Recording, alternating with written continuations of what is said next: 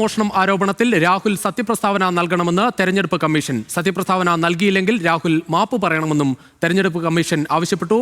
ആസിഫ് മുഹമ്മദ് ചേരുകയാണ് കൂടുതൽ വിവരങ്ങളുമായി ന്യൂസ് ഡെസ്കിൽ നിന്ന്. ആസിഫ്, ഇപ്പോൾ ഒരു റാലിയിൽ, ഇതേ വിഷയത്തിൽ റാലിയിൽ ബംഗളൂരുവിൽ എത്തിയിരിക്കുകയാണ് രാഹുൽ. ഈ പശ്ചാത്തലത്തിൽ ആണ് ഇത്തരത്തിലൊരു നിർദ്ദേശം വരുന്നത്. ഏറ്റവും ശ്രദ്ധേയമായ കാര്യം, ഇന്നലെ ഈ പ്രസ് മീറ്റ് നടക്കുന്ന ആ ഘട്ടത്തിൽ തന്നെ തെരഞ്ഞെടുപ്പ് കമ്മീഷൻ പല സംസ്ഥാനങ്ങളിൽ നിന്ന് ഇടപെടലുകൾ നടത്തിയിട്ടുണ്ടായിരുന്നു. വളരെ വേഗത്തിലുള്ള ഒരു നടപടിയിലേക്ക് പോകുന്നു.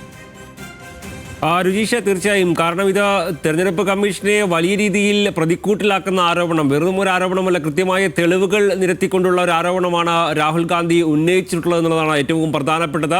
ഇത് ആദ്യം മുതൽ തന്നെ ഇത് തള്ളിക്കളയുന്ന നിലപാടാണ് സ്വാഭാവികമായും ഇലക്ഷൻ കമ്മീഷൻ സ്വീകരിച്ചിട്ടുള്ളത്. കർണാടകയിൽ ഇന്നലെ തന്നെ ഇലക്ഷൻ കമ്മീഷൻ ഇത് വ്യക്തമാക്കിയിരുന്നു. ആരും പരാതി നൽകിയിട്ടില്ല, പരാതി ഉണ്ടെങ്കിൽ ഹൈക്കോടതിയിലാണ് പോവേണ്ടത്, ഒരു രാഷ്ട്രീയ പാർട്ടിയും പരാതി നൽകിയിട്ടില്ല തുടങ്ങിയ കാര്യങ്ങളായിരുന്നു ഇന്നലെ ഇതുമായി ബന്ധപ്പെട്ട് പറഞ്ഞത്. ഇന്ന് ഇതുമായി ബന്ധപ്പെട്ട് രാഹുൽ ആരോപണത്തിൽ ഉറച്ചു നിൽക്കുന്നുണ്ടെങ്കിൽ സത്യപ്രസ്താവന നൽകാൻ തയ്യാറാവണം, ഇല്ലെങ്കിൽ ആരോപണം പിൻവലിച്ച് മാപ്പ് പറയണം എന്നുള്ളൊരു ആവശ്യമാണ് സ്വാഭാവികമായി ഇപ്പോൾ ഇലക്ഷൻ കമ്മീഷൻ മുന്നോട്ട് വെച്ചിരിക്കുന്നത്. പക്ഷേ ഈ ആരോപണത്തിന്റെ അപ്പുറത്തേക്ക് ഇത് വലിയ രീതിയിലുള്ള പ്രതിഷേധമായി ഉയർത്തിക്കൊണ്ടുവരാനടക്കമാണ് ഇപ്പോൾ കോൺഗ്രസും ഇന്ത്യ മുന്നണിയും ആലോചിക്കുന്നത്.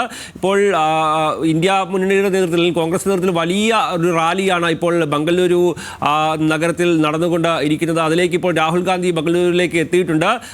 ആയിരക്കണക്കിന് ആളുകൾ ഇപ്പോൾ തന്നെ ഈ ആ റാലിയുടെ ഭാഗമായി പങ്കെടുത്തുകൊണ്ടിരിക്കുന്നുണ്ട്. അതുകൊണ്ട് തന്നെ ഈ ഒരു വിഷയത്തിൽ പാർലമെന്റിന്റെ അകത്തും പുറത്തും വലിയ രീതിയിലുള്ള പ്രതിഷേധ പരിപാടികളുമായി മുന്നോട്ട് പോകാനാണ് ഇപ്പോൾ കോൺഗ്രസ് തീരുമാനിച്ചിരിക്കുന്നത്. ഇന്ത്യ മുന്നണിയിലെ രാഷ്ട്രീയ പാർട്ടികളുടെ വലിയ പിന്തുണയും ഈ ഒരു വിഷയത്തിൽ ഇപ്പോൾ ഉണ്ടാകുന്നുണ്ട് എന്നുള്ളതും ഏറ്റവും പ്രധാനപ്പെട്ടതാണ്. എന്തായാലും അല്പസമയത്തിനകം തന്നെ രാഹുൽ ഗാന്ധി ഈ റാലിയെ അഭിസംബോധന ചെയ്തുകൊണ്ട് സംസാരിക്കും. ഇന്നലെ ഉന്നയിച്ച ആരോപണങ്ങൾ അത് കൂടുതൽ നേതാക്കൾ അത് ആവർത്തിക്കുന്നുണ്ട്. പക്ഷേ BJP ഇതിനെ അവഗണിക്കുക എന്നൊരു നിലപാടാണ് BJP പൊതുവെ സ്വീകരിക്കുന്നത്. രാഹുൽ ഗാന്ധി നുണ പറയുകയാണ്, വിജയിച്ചപ്പോൾ ഇത്തരത്തിൽ ആരോപണങ്ങൾ ഉണ്ടായില്ല തുടങ്ങിയ കാര്യങ്ങൾ ഉന്നയിച്ചുകൊണ്ടാണ് BJP ഇതിനെ പ്രതിരോധിക്കാൻ ശ്രമിക്കുന്നത്. പക്ഷേ രാഹുൽ നിരത്തിയ തെളിവുകൾക്ക് കൃത്യമായി മറുപടി നൽകാനോ മറ്റോ സ്വാഭാവികമായും BJPയുടെ നേതൃത്വവും തയ്യാറായിട്ടില്ല. ആ ഒരു സമയത്താണ് രാഹുൽ ഗാന്ധി സത്യപ്രസ്താവന നൽകണം, അല്ലെങ്കിൽ ആരോപണം പിൻവലിച്ച മാപ്പ് പറയണമെന്നൊരു നിലപാടുമായി തെരഞ്ഞെടുപ്പ് കമ്മീഷനും മുന്നോട്ട് പോകുന്നത്. ഏതായാലും ഇതിന്റെ നിയമ നടപടികളടക്കം മുന്നോട്ട് പോകാൻ കോൺഗ്രസ് ആലോചിക്കുന്നുണ്ട്. അതുമായി ബന്ധപ്പെട്ട നിയമ ഉപദേശമടക്കം തേടിയിട്ടുണ്ട്.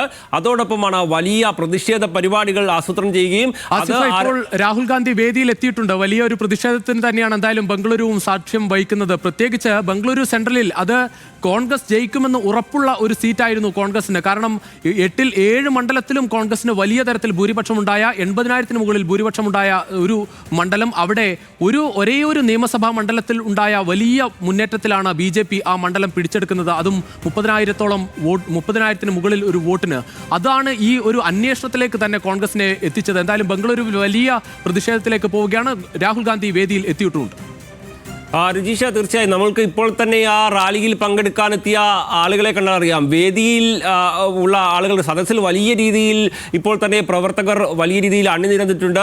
അത്തരത്തിൽ ഒരു മഹാറാലിയായി തന്നെ ഇത് പ്ലാൻ ചെയ്തു. ആ രീതിയിൽ തന്നെ കോൺഗ്രസ് അത് നടപ്പിലാക്കുകയും ചെയ്തിട്ടുണ്ട്. ഇന്നലെയാണ് രാഹുൽ ഗാന്ധി ഈ മഹാദേവപുരയെ ഉദാഹരണമാക്കി എടുത്തുകൊണ്ട് ഈ ഒരു ക്രമക്കേടിനെ കുറിച്ച് വിശദീകരിച്ചത്. 5 തരത്തിലുള്ള ക്രമക്കേട് നടന്നുവെന്നും അതിന് കൃത്യമായ തെളിവുകളും നിരത്തി.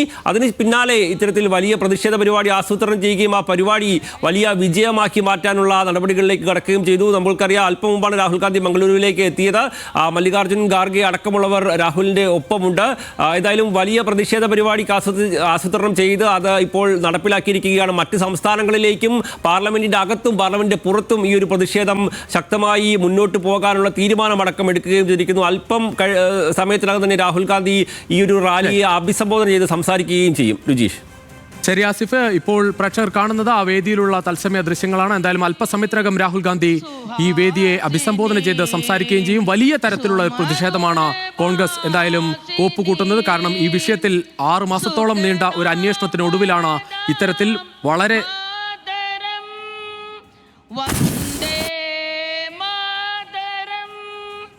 വന്ദേ